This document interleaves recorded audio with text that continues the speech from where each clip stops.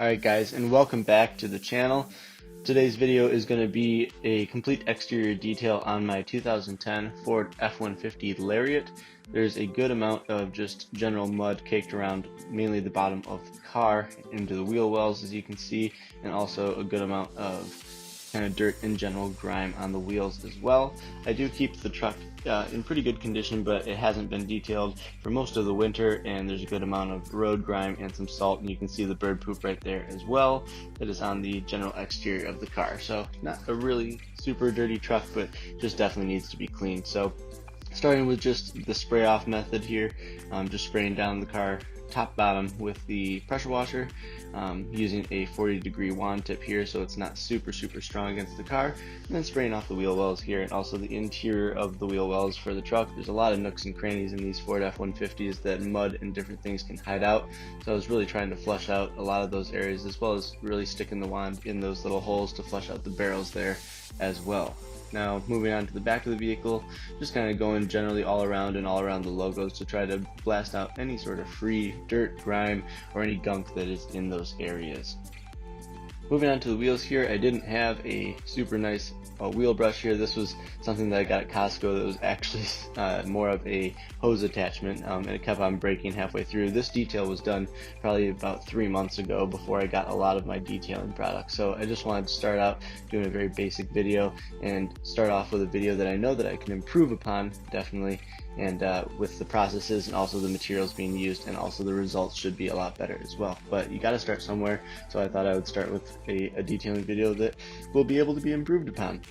So using a mother's wheel brush here to agitate some of the cleaner there, I'm just using a general car soap here. I didn't have a wheel cleaner, so just using a general all-purpose cleaner here for the wheels there, and then using that brush to kind of agitate a lot of the dirt out of the area there.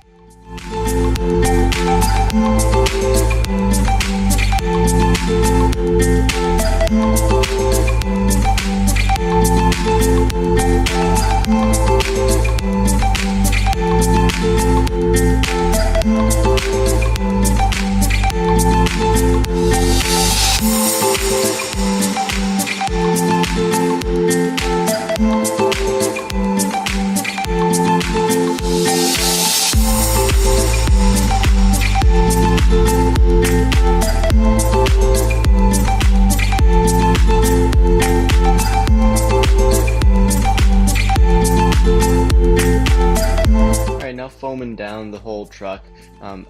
I didn't really have the ratio correct, I don't believe, here for the foam cannon. I kind of figured it out on the other side of the truck, because this is a very watered down foam, and it wasn't really mixing all of the foam into the cannon correctly, because you can see the suds here are pretty loose.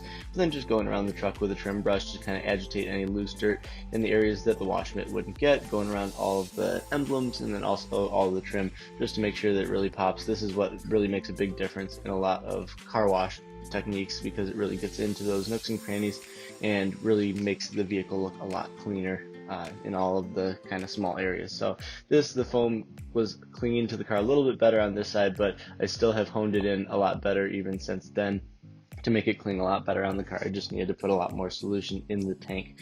I was being a little bit stingy on the amount of solution that I put in that foam cannon, and the results kind of showed that. So now just hosing off the car after the pre-wash stage, trying to let all of the loose dirt kind of fall to the ground. That's kind of the purpose of the foam cannon there, to just loosely agitate that dirt without kind of scratching anything across the car before you do the mechanical wash there. So again, using that 40-degree wand, not getting super close to the vehicle with that pressure washer, because you do have to be careful that you don't get too close, because you can really kind of burn into that clear coat and add some different scratches. So using Griots Garage Brilliant Finish Car Wash soap here, and then throwing the wand in there to agitate and activate the suds there, and now going forth with the mechanical decontamination, not mechanical decontamination, but the mechanical washing stage.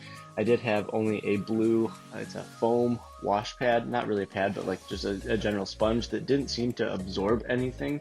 So again, starting with a detail that I know that I can improve upon here, especially with the techniques as well as the overall supplies that I'm using, because that I remember that sponge there was absolutely a menace to wash with.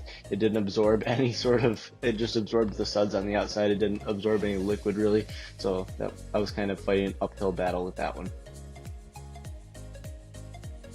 Now on to the drying portion, using a nice big plush microfiber towel to dry off the whole vehicle and making sure to leave it streak-free finish. I picked this towel up quickly at AutoZone on the way over because I didn't have one of those big plush microfiber towels, and it really does make a huge difference. You can really dry the vehicle with one towel. It makes an awesome difference as opposed to using like 5 or 6 regular microfiber towels.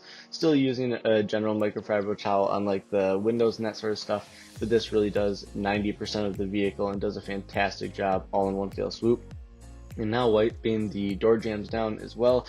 Wiping the door jambs down super quickly just gives the vehicle a nice quick pop. If you're not going for like a complete detail, but going top down on those door jambs really makes the vehicle pop. It makes all of the paint pop, and it provides a really nice contrast towards the interior that really makes a big difference if you're trying to just quickly detail your vehicle and make it look a lot better.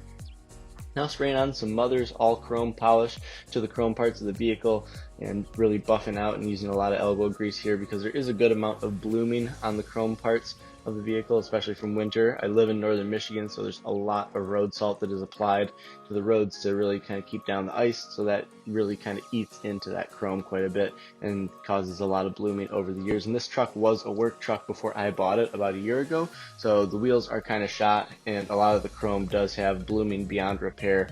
So trying to make the truck look the absolute best that it possibly can. It's not going to be a showroom finish because it's trying to kind of turn a work truck into a nicely detailed truck, but doing the best that I can, especially with the materials that I had here. And I will be doing a updated detail on the truck when I do ceramic coat it later this summer with all the correct products and the correct techniques, and I'm really excited to see how that turns out.